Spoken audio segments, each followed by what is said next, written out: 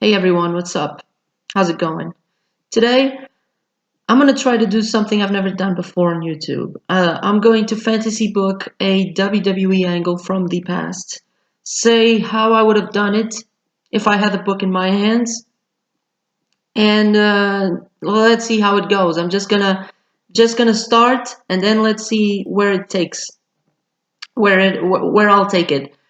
Uh, this will this will obviously be subjective.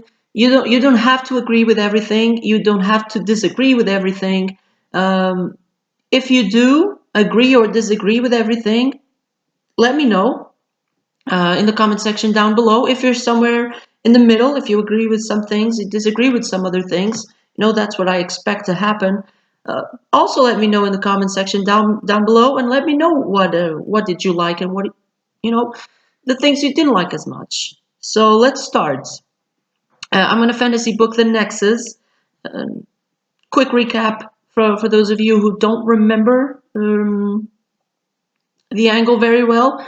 Well, the Nexus made one of the most impactful WWE debuts, at least at least in this decade. They came in I believe it was June 2010. They came in, destroyed John Cena, CM Punk, who were having a match, the Straight Edge Society, who were in Punk's corner, the ring announcer, the commentators, the timekeeper, everybody. They destroyed everyone. They destroyed the ring. They exposed the ring canvas and beat up the guys.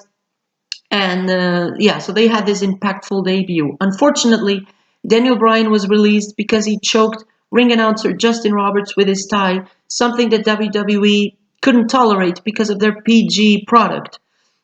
They have limitations, and Daniel Bryan, you know, maybe wasn't informed that he couldn't do such thing. He did it. He got released, but he came back 2 or 3 months later.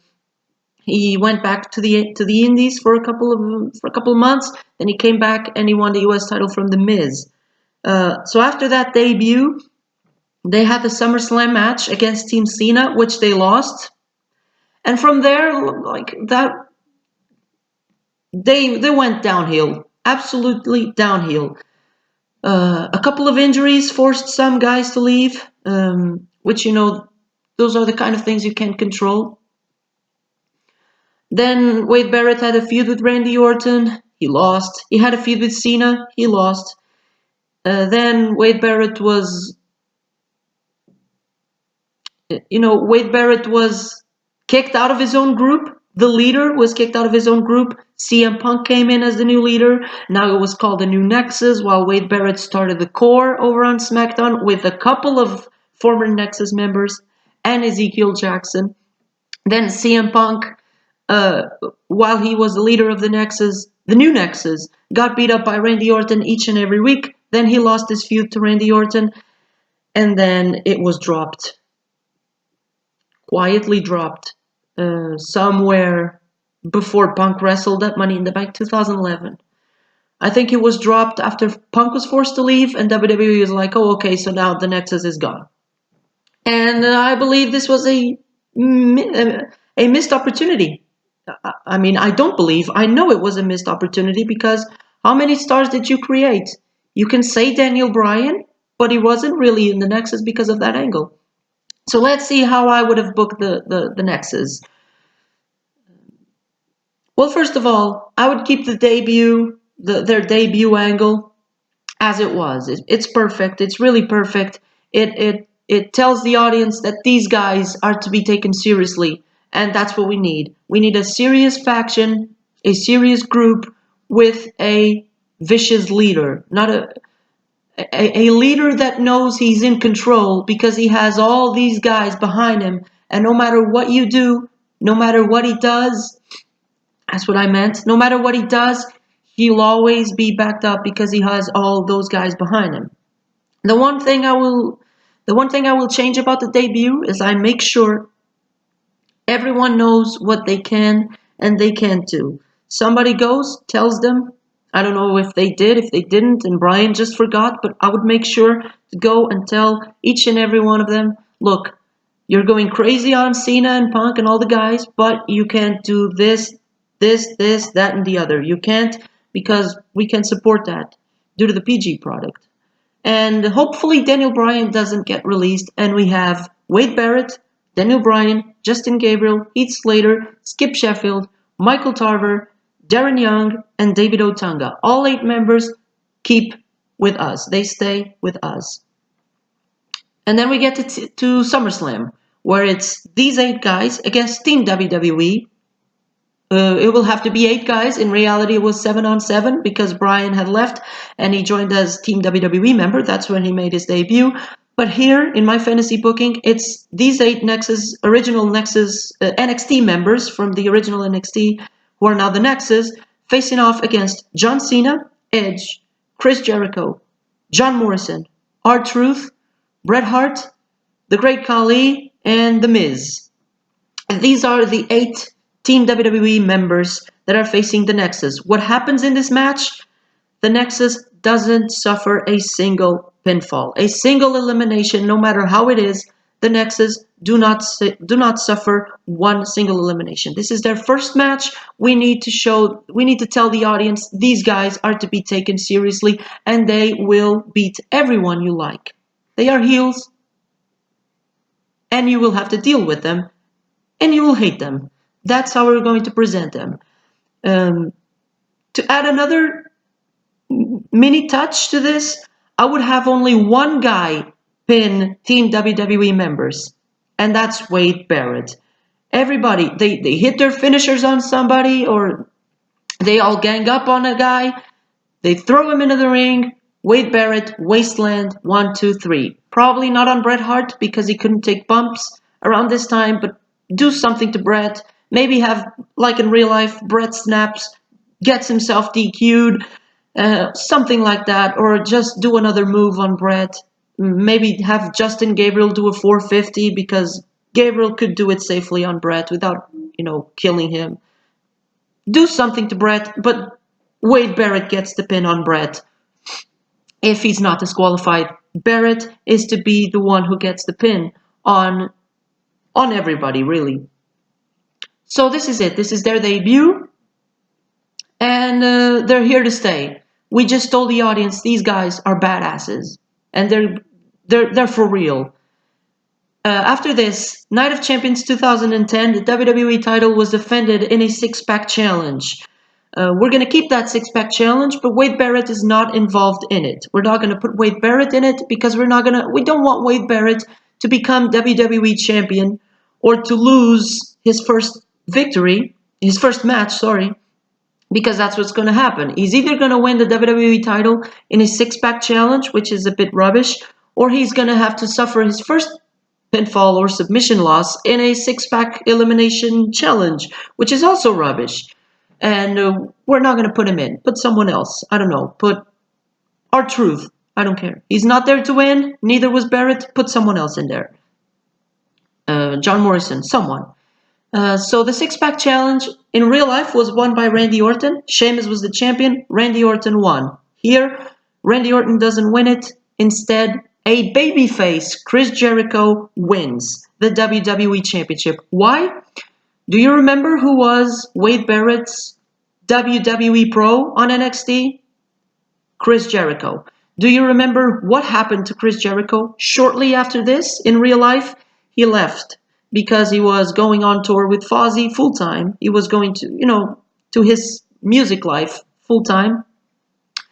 And he's going to leave. So what are we going to do? We're going to put Wade Barrett over Chris Jericho in his last match before he leaves. After Night of Champions, on Raw, there's a Battle Royal to determine the number 1 contender for Chris Jericho's WWE Championship at Hell in a Cell. And all the 8, probably 6, because Skip Sheffield and Michael Tarver got injured around this time, so they're going to have to leave the group. There's nothing we can do. They leave the group. The Nexus never beats them up or nothing. They're just injured. They left. They're having surgery. They're recuperating at home. They can't be here. So we have the 6 Nexus guys in the Battle Royal. And They eliminate everybody. The Nexus makes all the eliminations. Wade Barrett makes more than everyone else, but only 6 guys make eliminations in this match. It's Bryan, Barrett, Gabriel, Slater, Otunga, and Young. All the eliminations are made by these 6 guys. And they get to the final 6. The final 6 are the Nexus. The commentators are like, what's going to happen? Are the Nexus going to fight? Are the Nexus going to explode in their second match on the main roster in WWE? And that's when all the other 5 guys, Wade Barrett stays in the ring, all the other 5 guys jump the top rope. At the same time, they do a pose to Barrett, something like that. They fall down at the same time. Wade Barrett wins the WWE Championship. This guy is the #1 contender for the title. In his first singles match, he's fighting for the championship inside Hell in a Cell. The next week on Raw, knowing that they won't be able to interfere in the Hell in a Cell match, which everyone does, but let's protect the Hell in a Cell gimmick for a while.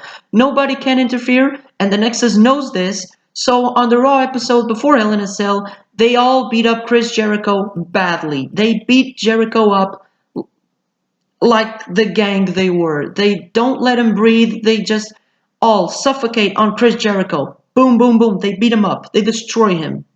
So at Hell in a Cell, 6 days later, Jericho comes into the match taped up. He has injured ribs, or something like that. He has injured ribs. He's all taped up heading into this match, but he's alone with Wade Barrett in the cell. And Jericho has something that Barrett doesn't have. Like, Barrett is all vicious, and Jericho has the injury, which Barrett goes after, but Jericho has experience. And Jericho uses that experience to eventually get in control of the match. And he's about to win, or he's about to perform a code breaker, and that's when all the Nexus come out. They don't enter the cell. Like I said, let's protect the Hell in a Cell, but each and every one of them throws a pipe into the ring, a steel pipe. They throw them into the ring. Jericho gets distracted. He looks at them, and that's when he turns around and Barrett destroys Jericho with the pipes. With all 5 pipes, he beats Jericho up. He goes after the ribs. Slowly, for 2 or 3 minutes, he just destroys Chris Jericho. A slow devastation of Jericho, who is leaving. After Barrett is done, like, he just absolutely murders Jericho. He stops, gives a little smile, something like that, some heel heat from the crowd. Let's make this guy really the most hated person on the planet, on the roster. Barrett picks him up. Of course, Wasteland. 1, 2, 3. Wade Barrett wins the WWE Championship.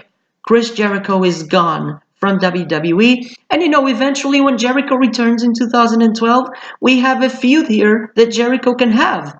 Jericho versus Barrett. They haven't finished business for the future. That can be picked up in 2012.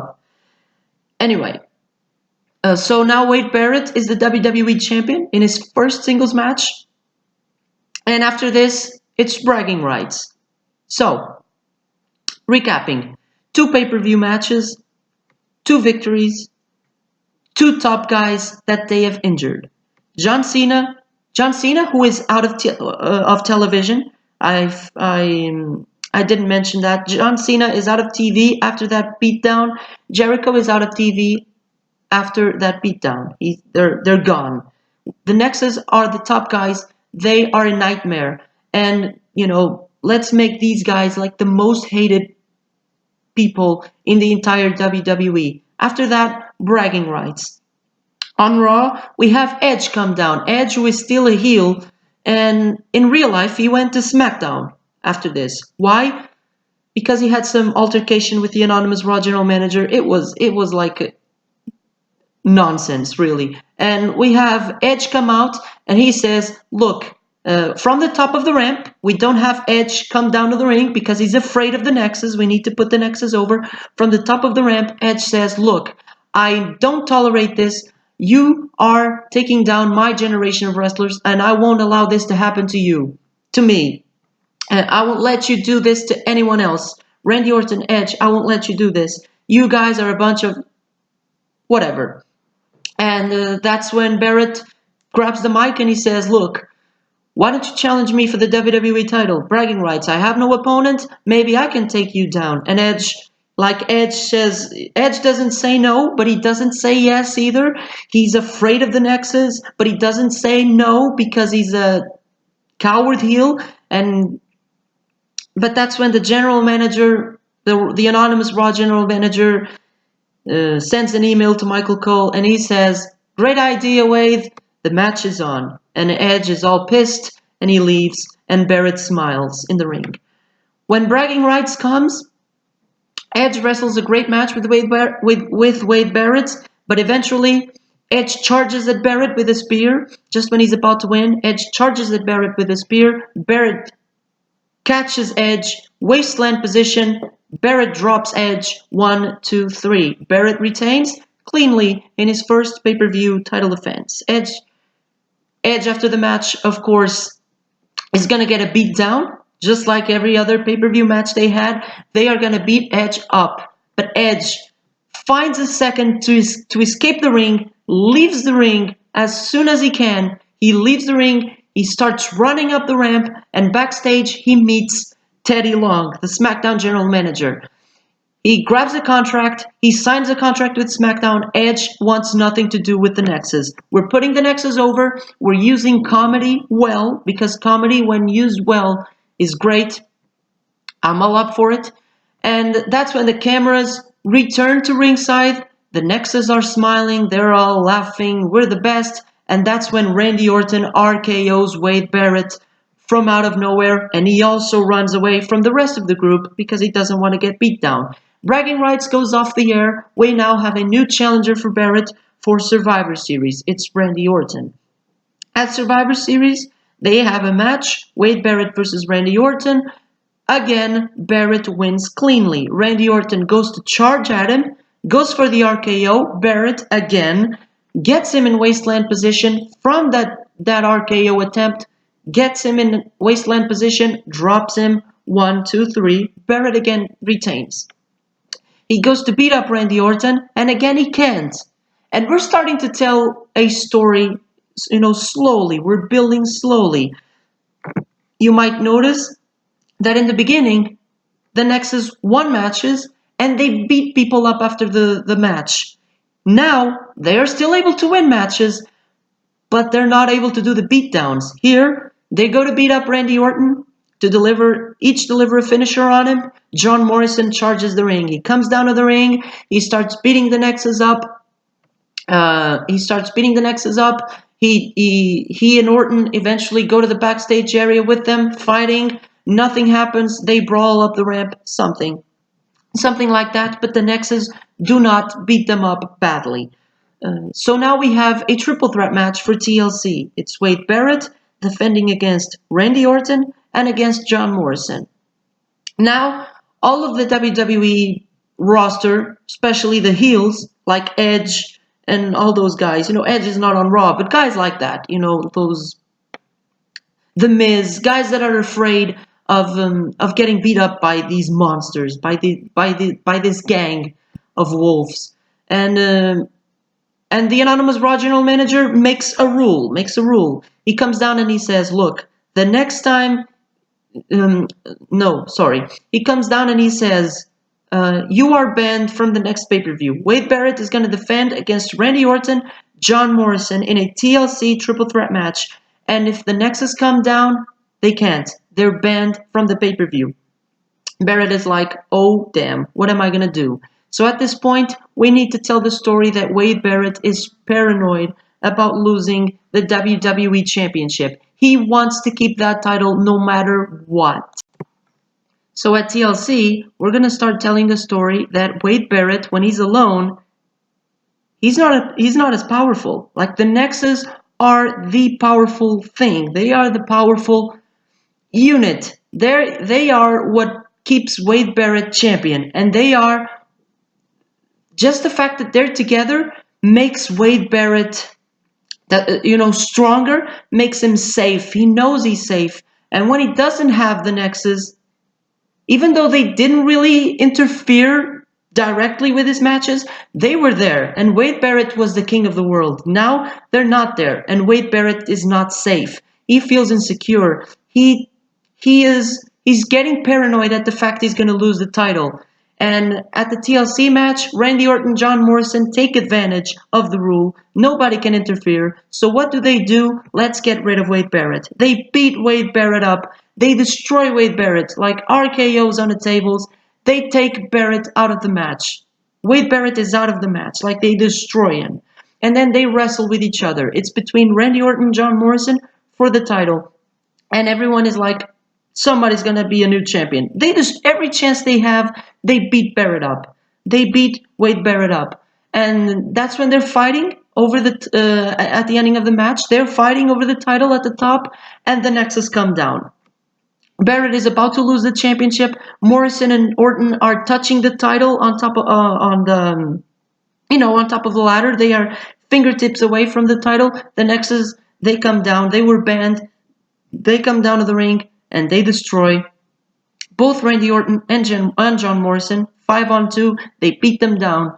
A strong guy. Who was the stronger guy? Like with Sheffield and Tarver out, it was probably Otunga was the stronger guy in the group. Otunga goes to the outside. He picks Barrett on his shoulders. He takes him to the top of the ladder, or he helps him. It just helps him to the top of the ladder. Wade Barrett retains the WWE Championship just barely. After this, on Monday Night Raw, the anonymous Raw general manager says, look, we've had enough. Or Vince McMahon. Maybe have Vince McMahon say. He's putting his company in trouble. So maybe Vince McMahon. Vince comes down and he says, look, you were banned from the pay-per-view. You appeared. Okay, I'm not going to tolerate this anymore. The next time you do this, no matter who does it, if just two of you attack somebody together, unless it's in a match, unless it's within the rules of a match, you will all be fired. You will all be suspended for a month. And the Nexus are like, oh no, what are we going to do? Barrett gets even more paranoid. And also, during that segment, the general manager or Vince McMahon says, John Morrison and Randy Orton haven't finished business with Wade Barrett, so they're going to wrestle each other. They're going to wrestle against each other, and the winner of that match, Orton versus John Morrison, will face Wade Barrett at the Royal Rumble. Wade Barrett, Randy Orton wins RKO on John Morrison. He advances to the Royal Rumble.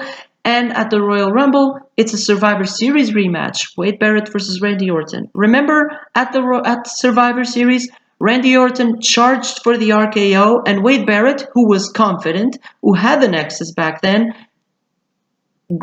catched him and hit him with a wasteland. Here, Wade Barrett, let's tell the story that he is not safe. He is insecure with himself. So Orton charges at him with an RKO, and this time, instead of going for the wasteland and winning, he just doesn't care anymore. He low blows Randy Orton. He retains the WWE Championship on a disqualification. This guy doesn't care anymore. And if you remember, I Just Don't Care Anymore was Wade Barrett's theme song and persona years later or months later. After the Nexus and the Core, he had that theme song and he had that persona. So why don't we start introducing that here? Let's tell that story, and after the Nexus is done, introduce that music. I Just Don't Care Anymore. And that's Wade Barrett's persona. So here, Barrett retains. Cheap disqualification win. This was Randy Orton's last championship opportunity. Randy Orton is done. No more rematches. Wade Barrett smiles at the end and he leaves. After that, the Royal Rumble match. Number 40, John Cena returns. John Cena returns as the number 40, and in the end, the final two or the final three, something like that, he's in there with Alberto Del Rio at the end. Alberto Del Rio, Cena are in the ring together, and Wade Barrett comes down. He comes down alone, not with the Nexus, because he doesn't want to get suspended now. He comes down, and he costs John Cena the match. Alberto Del Rio eliminates Cena. Alberto Del Rio wins the Royal Rumble, and he goes on to WrestleMania to face Edge. Now, after the Royal Rumble is the Elimination Chamber pay-per-view. Wade Barrett is announced that Wade Barrett will defend the WWE Championship at Elimination Chamber. At this point, Wade Barrett is going crazy. He's going to lose the Elimination Chamber. Deep down inside, he knows, I don't have the Nexus. Everyone is against me. It's a conspiracy. I'm going to lose the WWE Championship. Oh my God, what am I going to do? So if you remember, those of you with good memory will remember that SmackDown held the 600th, or I believe 600, something like that, 600th episode in February 2011. That's when Edge and Dolph Ziggler had that match where Ziggler was champion for 5 minutes. So we're going to bring the SmackDown guys to an episode of Raw in early February to help build that show up, to promote that show. And before that, we have Daniel Bryan and Justin Gabriel from the Nexus. They qualify for SmackDown's Elimination Chamber match for the World Heavyweight Championship. You're like, what the hell? They're Raw guys. I know, but this fits the story, so keep with me, please. And Daniel Bryan, Justin Gabriel qualify for the Chamber. The next week, that's where we bring the SmackDown guys to Raw to promote SmackDown 600. And we have a 6-man tag. It's 3 guys from the Nexus representing Raw. I don't know, maybe Barrett, Slater, and I don't know, Darren Young. Against 3 SmackDown guys, and those are Rey Mysterio, Big Show, and the World Champion Edge. They wrestle a 6-man tag, and at a point in the match, Darren Young is getting, SmackDown are making a comeback on the Nexus, on Raw. And Wade Barrett is on the outside, and he convinces the Nexus, look, they're in disadvantage, let's help them. What are they doing? They're attacking SmackDown together. They can't do it. Barrett says, do it. They all go, they beat SmackDown up, and after that, the general manager sends a message to Michael Cole, the Nexus have been suspended for a month. Wade Barrett smiles. Because, why? You ask, that's stupid. Why? Because he's suspended for a month. That means he will skip the Elimination Chamber. That means Wade Barrett has retained the WWE Championship at Elimination Chamber without even wrestling. Wade Barrett gives that heel smile, I just retained my title. But Daniel Bryan and Justin Gabriel had a spot in the SmackDown Chamber, their first opportunity to be world champions. They look at Barrett, they're pissed. They punch Wade Barrett, they leave the group. Daniel Bryan, Justin Gabriel, they are baby faces. They're no longer members of the Nexus. We're starting to tell the story that the Nexus are breaking up. Bryan and Gabriel are baby faces, and at WrestleMania, they're going to wrestle the Hart Dynasty, or that was their name, right? Tyson Kidd and David Hart Smith. They're going to wrestle them for the tag team titles instead of having a Michael Cole, Jerry Lawler match for 30 minutes. Let's give others time. So these are baby faces now. When they return, they will be a tag team fighting the Hart Dynasty at WrestleMania for the tag team titles. And wouldn't that be a good match? Of course it would. With Barrett, now that he's suspended, so the Elimination Chamber match for his WWE Championship becomes now a chamber match to determine the number 1 contender for WrestleMania. Since Alberto Del Rio, a SmackDown guy, won the Rumble, this chamber match is now to determine Barrett's opponent at WrestleMania. The chamber is obviously won by John Cena. The story started with John Cena. It has to end with John Cena. Wade Barrett, at this point, still undefeated. He's never been pinned. He's had disqualification losses, but he's been protected all the time. He returns in the first Raw of March after John Cena wrestled a match. He hits a quick finisher on Cena. Maybe that's when he debuts the Bullhammer finisher. He destroys John Cena with it. He runs away, celebrates, ends Raw with him on top of Cena, celebrating with the title. We do that for the next 2 or 3 weeks of Raw. Like Barrett backs down from Cena as much as he can. In the end, he comes down, he hits him with a quick bullhammer, and that's the end of Raw. Wade Barrett, this guy is a coward. This guy is not as tough as he said he was. This guy, everybody knows, we're telling the story that the Nexus were the tough group, But at WrestleMania, in the title match between Cena and Barrett, that's where we want to put Barrett over as a tough singles guy. At this point, he's afraid, but he's gonna have to take his game up a notch against Cena. That will come in a few minutes.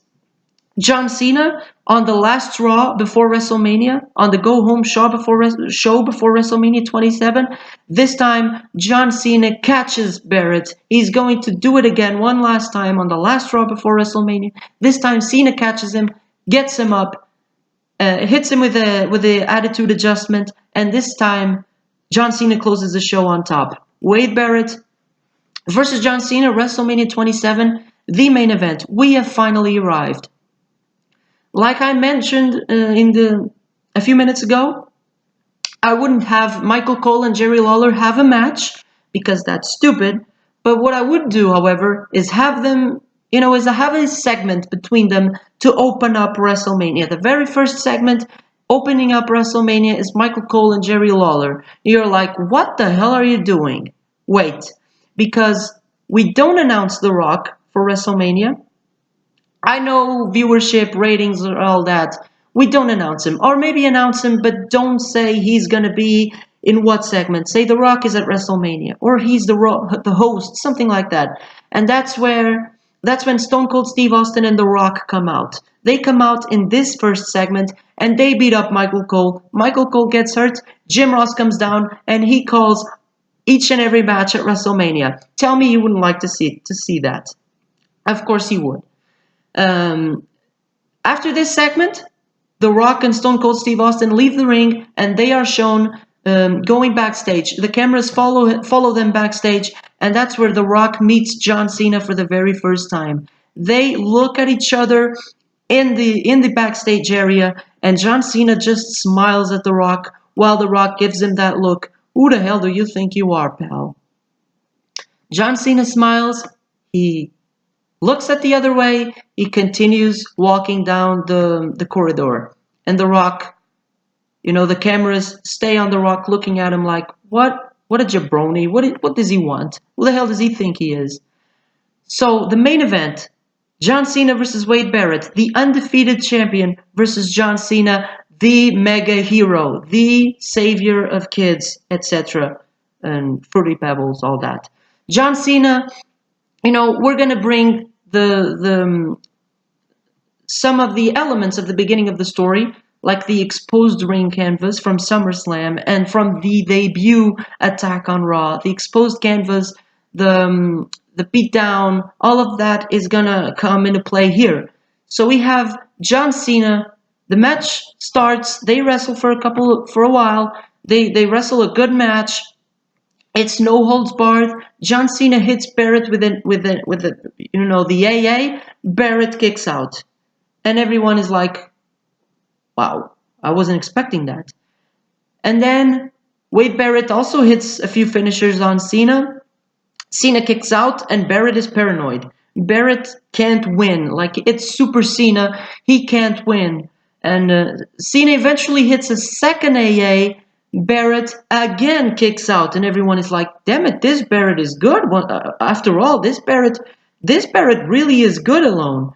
And then John Cena, Barrett delivers another wasteland, something like that. Cena kicks out, like he delivers two wastelands, one on the outside, two in the ring, something like that. And Cena still kicks out, and Barrett snaps. He doesn't know what to do. He cannot win. So what does he do? He exposes the ring canvas, just like at SummerSlam and on the debut on Raw.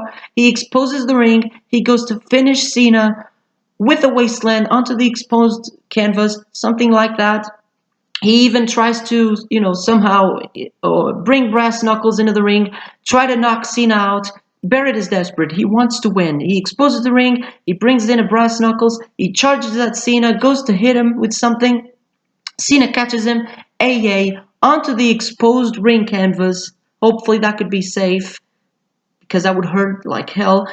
AA onto the exposed ring canvas. Cena pins Barrett 1, 2, 3. Cena wins the WWE Championship. Cena hands Wade Barrett his first loss, but we protected Wade Barrett. In fact, we made Wade Barrett an even bigger single star than when he walked into this match. He was that chicken ass heel, not chicken ass, but alone he was. He was insecure. He was that guy. And here he stepped up his game, and he lost because of his own, because he snapped, really. He was in control. He lost because he snapped. He was insecure, but he took his game up a notch. After the match, that's when Barrett and the Nexus come down. They try to beat Cena up.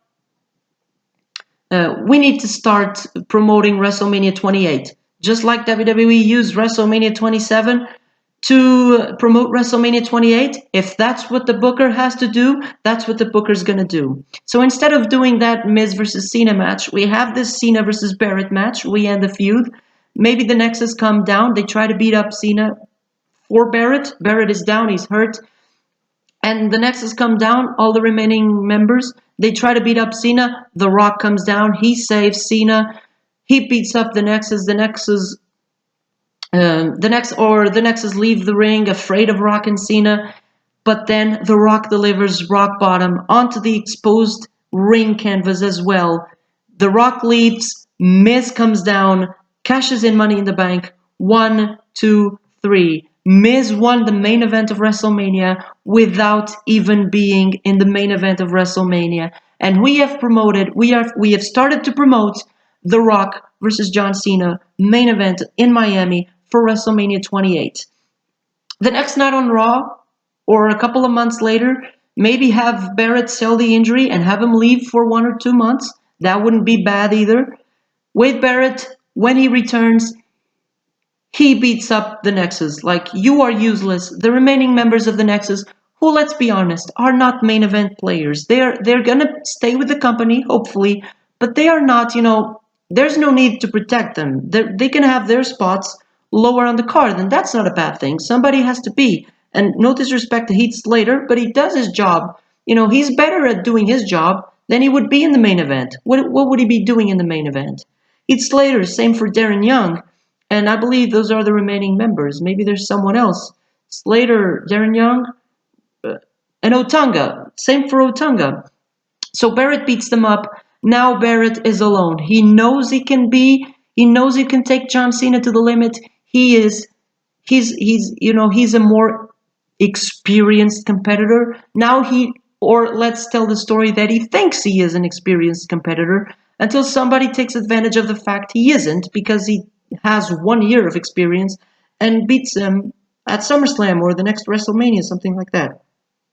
But now we elevated Wade Barrett as a singles star, a singles heel, upper mid-carder, main eventer. We gave him a WWE Championship run. We made his first loss mean something. We made him a top guy, undefeated for a number of months. We made Chris Jericho leaving. We made it make sense. We gave it a TV reason. Why is this guy leaving? Because Wade Barrett destroyed him. We gave a reason for Edge to jump from Raw to SmackDown without a reason. Now we gave that a reason. Why? Because Edge is afraid of the Nexus. We put the Nexus over in those two situations. At the beginning, we introduced the Nexus as a serious group. We slowly told the story of Wade Barrett losing the title and breaking up the Nexus. I hope you guys enjoyed. Now let me know in the comments down below, what did you think? What did you think I should have changed? What shouldn't I have done? What should I have added to the story? And I hope you guys enjoyed it. I hope you guys want to see more of these fantasy booking videos. Please hit that like button if you enjoyed the video, that dislike button if you really, really, really didn't like the video. And also, please give me suggestions down in the comment section, in the comment section, damn it, below. Maybe I'll take one of yours in the future. And as always, I thank you guys for watching, and I'll see you next time. Bye, guys.